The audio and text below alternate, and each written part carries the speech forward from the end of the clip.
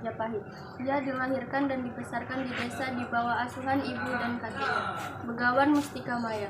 Menuruti nasihat kakeknya, ia pergi ke istana Majapahit mencari pekerjaan. Di sana ia mengabdi pada pamannya, Patih Logender.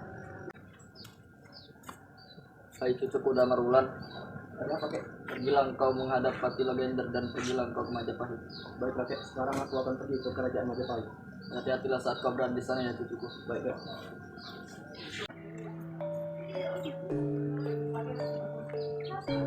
Jadi kau yang bernama Damarwulan?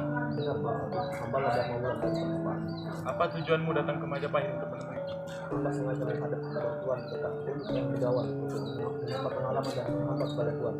Damarwulan, mengabdi di Majapahit tidaklah semudah yang kau pikirkan. Apakah kau berkenan atas pekerjaan yang kuberikan nanti? Pekerjaan tersebut, Tuan Patih. Pekerjaan yang kuberikan padamu adalah sebagai pemotong rumput, Damarwulan. Baiklah, Tuan. Kalau memang harus menjadi tukang rumput, hamba siap melaksanakan perintah Tuan. Baguslah kalau begitu. Sekarang apa yang harus hamba lakukan, Tuan? Lakukan saja tugasmu. Ikuti aku. Baiklah, Tuan. Mereka berdua pergi meninggalkan rumah menuju taman. Patih Logender, yang tidak menginginkan Damarwulan bersaing dengan anak-anaknya sendiri, akhirnya menetapkan dia sebagai pemotong rumput istana. Dalam pengabdiannya, Damarwulan yang sangat menderita, meskipun masih keponakannya Patih Logender. Damarwulan diperlakukan seperti budak dengan segala penderitaan, menerima siksaan dan penghinaan.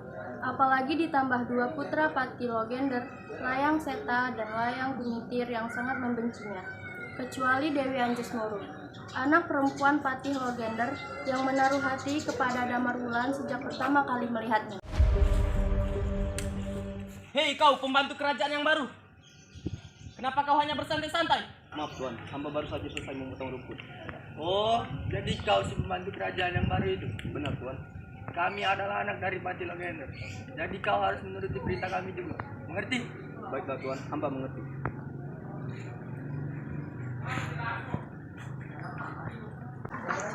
Siapa pemuda itu? Tampan sekali dia. Sejak pertemuan pertama itu, hari demi hari Damarwulan dan Dewi Anjesmoro pun semakin dekat. Dan hingga akhirnya tumbuh bibit cinta di antara mereka berdua. Namun, Patih Logender tidak menyetujui dengan hubungan mereka berdua. Setelah itu, di beberapa daerah terjadi perang saudara antara kerajaan Majapahit di bawah pimpinan Ratu Ayu Kencono Wungu dan kerajaan Blambangan di bawah pimpinan Adipati Menakjingun. Perang memperebutkan wilayah dan kekuasaan itu berlangsung berbulan-bulan dengan memakan korban yang banyak di kedua belah pihak. Setelah berperang beberapa lama, pasukan Majapahit mulai terdesak. Beberapa panglima perangnya gugur di medan perang tak kuasa menandingi kesaktian Menakjingun. Hei pasukan Majapahit, majulah ke sini. Hadapilah kami, jangan sembunyi terus seperti pengecut. Wahai pasukan Blambangan, jangan sok gagah kalian. Kami pasukan Majapahit, kami tidak akan mundur menghadapi kalian. Oh, kalian tidak takut? Apa yang kami tahu? Kalau begitu, baiklah. Terima pedangmu ini. Ayo, tunjukkan seberapa sakti dirimu.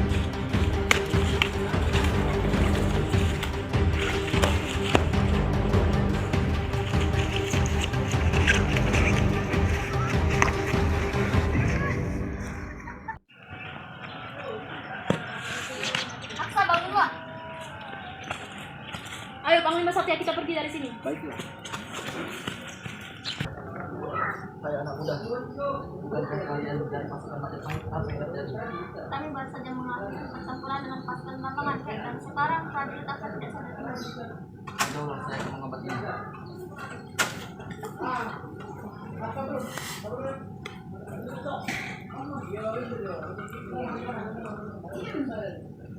Terima kasih Kak sudah membantu kami pamit teman-teman yang Panglima perangnya terluka parah, prajurit Majapahit terpaksa mundur dari medan pertempuran. Mereka melaporkan kejadian ini kepada Ratu Ayu Kencono Wungu. Lalu di keraton Majapahit, Ratu Ayu Kencono Wungu memanggil Patih Logender untuk mengadakan pertemuan. Mereka membicarakan perkembangan peperangan yang sedang mereka hadapi melawan kerajaan Blambangan. Ratu Ayu Kencono Wungu memasuki panggung lalu duduk diikuti Patih Logender. Kakang Patih Logender, Siap Kanjeng Ratu. Bagaimana kabar para prajurit yang sedang berperang, Patih? Maaf Kanjeng Ratu, sampai saat ini belum ada kabar dari medan perang. Lanjutkan pencarianmu, aku tunggu kabar baik. Baik. Maju kalian orang Blambangan. Siapa kalian beraninya menentang kami? Kami prajurit dari Kerajaan Majapahit. Mundurlah Panglima Satya, biarkan ini menjadi urusanku. Dasar serangga kecil beraninya menentangku, padahal jelas saja kalian akan kalah di tanganku. Serang! Hebat juga kau. Jangan meremehkanku, aku tidak sama itu. Ayo Panglima Satya, kita pergi dari sini. Sebenarnya siapa Bang Lima di sini? Dasar gadis aneh.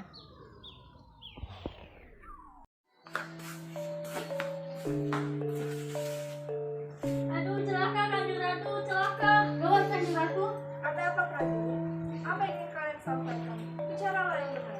Siap Kanjeng Ratu, pasukan kita pada yang mati di tangan Panglima Meneginggo Kanjeng. Apa? Pasukanku banyak yang mati? Waduh, bagaimana ini? Prajurit, bawa jenazah ini keluar. Baik, Gusti. Maaf Kanjeng Ratu, baiknya Kanjeng Ratu mengadakan sayembara untuk membunuh Menak Jinggo. Siapa yang bisa membunuhnya akan diberi hadiah. Ya sudah, saya setuju dengan Kakang Patih.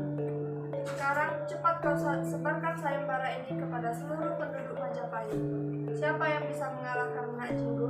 Jikalau dia pria akan kujadikan raja, dan jika dia wanita akan kujadikan saudara. Baik Kanjeng Ratu, kalau begitu saya pamit. Ya sudah, pergilah. Pengumuman. Hai para penduduk Majapahit, Kanjeng Ratu Kencana Wungu mengadakan sayembara. Siapa saja yang bisa mengalahkan Adipati Menak Jinggo, kalau pria akan dijadikan raja, kalau wanita akan dijadikan saudara. Maka ikutilah sayembara ini. Maaf, mungkin saya tidak bisa ikut karena saya tidak bisa menandingi kesaksian Menak Jinggo. Ya sudah, mencangkul saja sana di ladang. Ayo, segera mendaftar. Dasar pati tua bangka. Mohon maaf, Gusti. Bolehkah saya mengikuti sayembara? Saya siap menghadapi Menak Jinggo. Loh, kamu Damar Wulan kan pemotong rumput di rumah saya? Benar, Gusti. Apakah kamu sanggup menghadapi Menak Jinggo? Sanggup, Gusti, apabila diizinkan.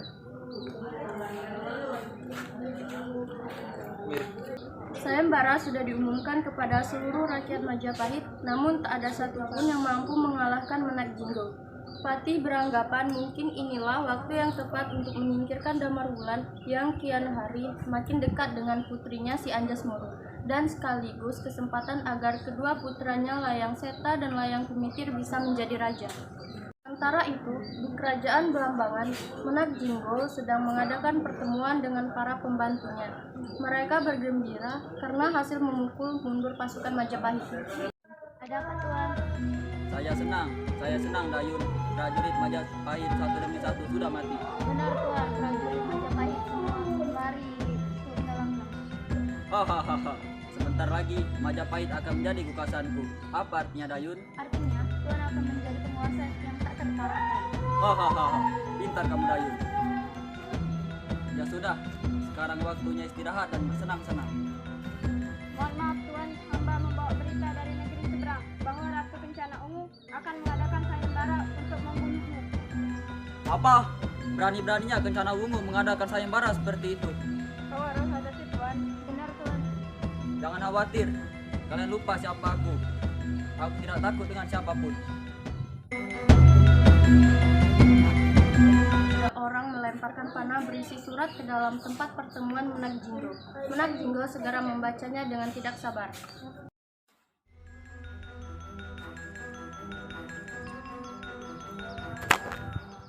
Hai Menak Jinggo kurang ajar, saya penduduk Majapahit. Kalau kamu benar-benar jantan, ayo keluar. Hadapi aku 1 lawan 1. Kalau berani, aku tunggu di perempatan Pasar Sapi. Kalau takut, menyerahlah. Kamu saya ikat dan saya serahkan pada Kanjeng Ratu Kencana Wungu di Majapahit.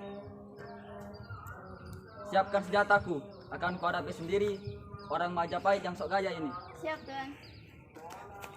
Jinggo keluar membawa senjata gada besi kuning diikuti oleh Dayun. Damar Wulan tampak bersiaga menghadapi Menak Jinggo dengan memegang sebuah pedang. Hei, kurang ajar. Apa kau orang Majapahit yang berani menantang Menak Jinggo? Hei, jangan macam-macam kau. Mundur. Biarkan ini menjadi urusanku saja. Sebaiknya kalian berdua pergi dari sini. Baik. Benar, akulah Damar Wulan dari Majapahit.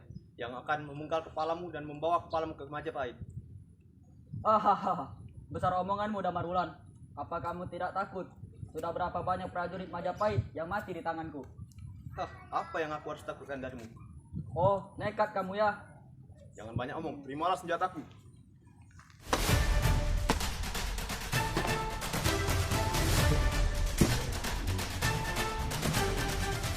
Mereka terlibat perkelahian satu lawan satu dengan sengit. Setelah beberapa lama, akhirnya Damar Wulan kalah. Ia jatuh pingsan terkena pukulan Menak Jinggo. Karena dikira sudah tewas, Damar Wulan dibiarkan saja tergeletak di perempatan Pasar Sapi. Tiba-tiba datanglah seorang kakek menemui Damar Wulan. Tunggu Damar Wulan, bangunlah nak, aku mbah buyutmu. Jika kau ingin mengalahkan Menak Jinggo, dekati saja selirnya yang bernama Dewi Waita dan Dewi Puyengan. Dan minta tolonglah kepada mereka untuk mengambilkan senjata yang berupa gada besi kuning. Cuman itu yang bisa mengalahkan Menak Jinggo.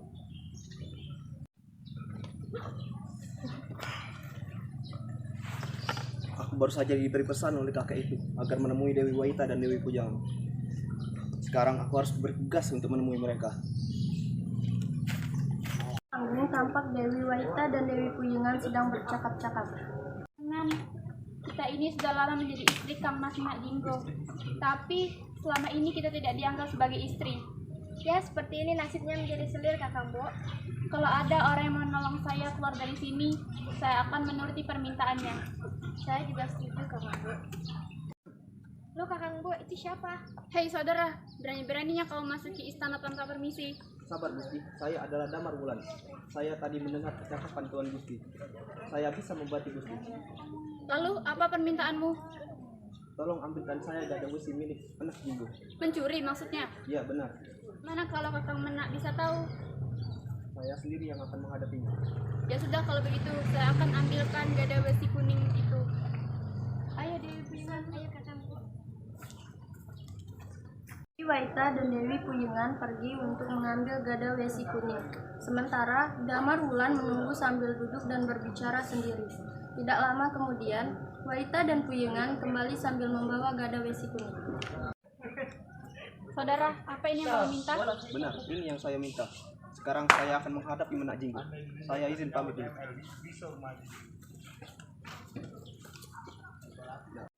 Hei Menak Jinggo, keluarlah, hadapi saya. Oh, kamu Damar Wulan. Bukankah tadi kamu sudah aku bunuh?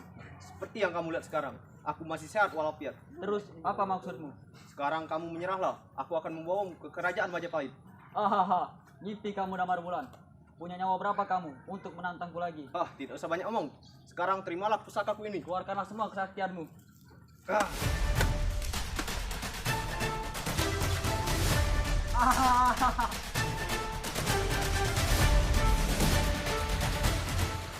Wulan dan Menak Jinggo terlibat pertarungan seru. Begitu juga dengan para panglimanya. Akhirnya, Menak Jinggo mati terkena senjata gada besi kuning miliknya. Para prajurit mengeluk-elukan Damar Wulan. Damar Wulan kembali ke Majapahit serta mengajak Dewi Waita dan Dewi Puyengan, serta kepala Menak Jinggo juga senjata gada besi kuning untuk dipersembahkan kepada Ratu Ayu Kencana Wungu. Dalam perjalanan menuju Majapahit, Damar Wulan dihadang oleh Layang Seta dan Layang Tumitir. Mereka hendak merebut kepala Menak Jinggo agar diakui sebagai pemenang sayembara. Hei Damar Wulan, serahkan kepala Menak Jinggo itu kepada kami. Tidak akan kuserahkan.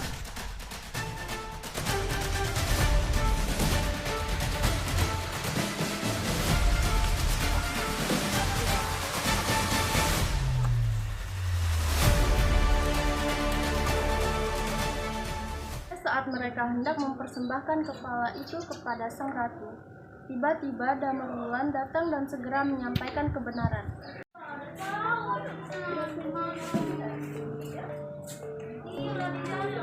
Tuan Gusti, hamba telah melaksanakan tugas dengan baik. Tapi di tengah perjalanan tadi, mereka telah mencegat saya dan mengambil kepala Menak Jinggo dari saya. Ampun Gusti, perkataan Damar Wulan itu bohong belaka. Kamilah yang telah mengambil kepala Menak Jinggo. Sudahlah, kalian tidak perlu bertengkar. Sekarang aku ingin bukti yang jelas. Bertarunglah kalian. Siapa yang menjadi pemenangnya, pastilah ia yang telah membinasakan Menak Jinggo. Nah, Dengan disaksikan oleh sang ratu dan seluruh rakyat Majapahit, pertarungan itu pun berlangsung secara sengit. Kedua belah pihak mengeluarkan seluruh kekuatan masing-masing demi memenangkan pertandingan.